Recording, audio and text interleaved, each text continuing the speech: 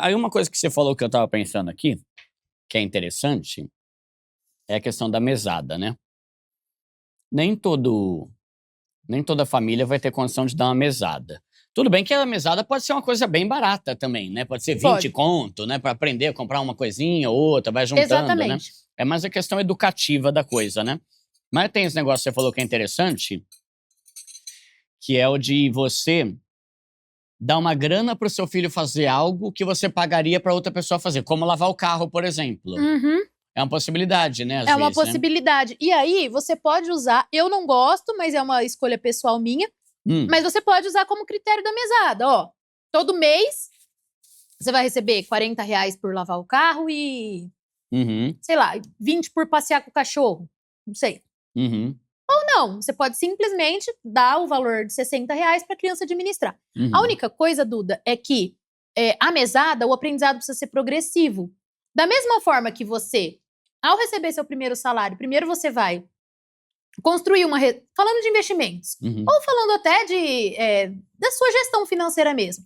Primeiro você vai ver uma casa para você alugar, depois você vai começar com uma reserva de emergência em renda fixa, depois você vai diversificar os investimentos, depois você vai partir para renda variável. Enfim, você vai fazer reserva de emergência, você vai fazer reserva de projetos específicos, você vai fazer reserva de independência financeira para se aposentar, enfim, para empreender. A mesada é a mesma coisa, a gente precisa ir progressivamente e tem uma lógica. Então, a gente sempre começa com períodos menores. Então, quando a criança começar a receber, ela vai começar a receber semanada. Ah, é? Depois, a cada 15 dias. Esse 15 dias, se você não quiser, não precisa. Mas a criança precisa começar a receber com uma recorrência menor. Por Com quê, que Clary? idade? A partir do momento em que a criança já está alfabetizada. Vai variar aí entre 6 a 8 anos. Tá. Qual que é o critério? Você vai observar, quando a gente fala de aprendizado e de desenvolvimento infantil, não é linear. Então, tem criança que aos 6 anos já desenvolveram uma habilidade X e não outras. Então, enfim, o que você vai observar? Se a sua criança já sabe fazer conta, se ela domina a operação matemática de soma e subtração, se ela já entende a abstração de tempo mínima de uma semana, entende que uma semana é 7 dias, quantos dias passa, entender abstração de tempo e operação matemática. Aí você já pode começar. Tá. No começo, você pode auxiliar a criança a fazer conta. Vamos supor, a mesada também precisa ter um objetivo. Você vai querer comprar tal coisa. Ou, na nossa viagem, você vai querer fazer tal passeio. Você faz o orçamento antes com a criança, vê quanto custa. Por que a gente precisa começar com períodos menores? Por conta dessa memória. A criança, se você só der... O aprendizado, ele acontece em determinadas janelas, que a gente chama de... que é quando a criança está mais propícia para aprender determinada coisa. Então, vamos supor, você tem lá uma ginasta. Você vê que elas começam cedo. Um exímio músico. Tem a fase ali em que o seu cérebro está mais propenso para iniciar aquele tipo de aprendizado. Isso precisa ser respeitado. Então, quando a criança começa, ela está na janela de aprendizado para o raciocínio abstrato, para compreender essas abstrações, para fazer planejamento, mas não está pronto, é um processo. Então, como que você consegue fixar esses conceitos? Pela recorrência.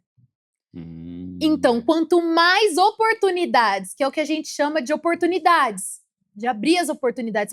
O aprendizado pelo adulto que está mediando isso, ele é oportunizado à criança.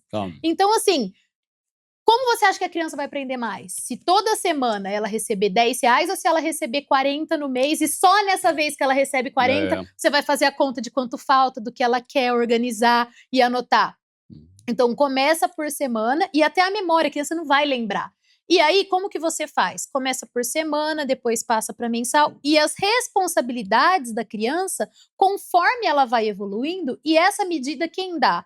Você como mãe ou pai. Você vê, tá fácil para a criança administrar. Esse dinheiro aqui sempre tem que ter uma destinação. Filho, antes quando a gente saía para passear no shopping, quem bancava os brinquedos, sorvete, essas coisas que você consumia, era a mamãe. Agora vai ser você com a sua mesada. E aí ela vai entender fazer escolhas ali dentro daquilo. Boa. Ela tem que ter escolhas, mas ela também precisa ter um certo direcionamento. E aí, com o passar do tempo, você vai complexificando isso. Nem sei se existe essa palavra. Você vai tornando mais complexo. De que maneira? Antes era só para curto prazo, agora vamos colocar para médio prazo. Abrir a conta em nome da criança. E aí, com 10 anos, a criança já consegue compreender as abstrações, já consegue. Um extrato bancário, você já consegue traduzir para uma criança entre 10 e 12 anos. Tá. Então, assim, aí vai migrando aos poucos para o digital. E essas ferramentas que eu trago nos livros, igual o cofrinho, que ela vai ter um envelope para guardar, aí a gente faz, explica como que é feita a abertura da conta para criança, pode ser em bancão, em banco digital, enfim. É importante que ela tenha, que ela entenda que parte do nosso dinheiro precisa ir para o banco. E não assim, lógico, vai ficar guardado debaixo do colchão, mas com a ideia de que eu me pago. Sabe aquela máxima? Você se pagar primeiro, investir primeiro. A criança já vai tendo essa noção desde o momento em que você introduz a educação financeira. Boa. E aí você vai dando autonomia a ela. Quando chegar lá na adolescência, quando ela estiver fazendo um estágio, quando ela começar a sair com os amigos, aí você pode aumentar o valor da mesada. A gente tem tabela, eu tenho tabelas sugestivas dentro dos meus conteúdos, tanto nos gratuitos quanto no curso. Começa com tanto, vai aumentando. Só que isso é muito pessoal, porque vai depender muito do contexto em que a família se insere.